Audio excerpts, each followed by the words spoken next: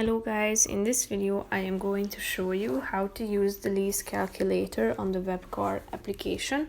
But first I just want to mention, don't forget to subscribe to my channel, because at 10,000 subscribers I am going to show you my whole YouTube revenue statistics and growth strategy, how to make money online. So let's jump into it. First of all, open the application on your phone. Select a car that you are interested in and scroll down until you find the lease calculator section, and here you can find all of the options indicated. These are the default options, so tap on calculate rates.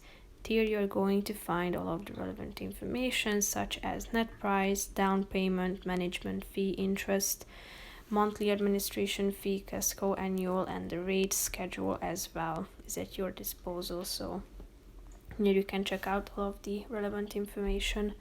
So that's pretty much it for this video, guys. See you in the next one. Bye bye.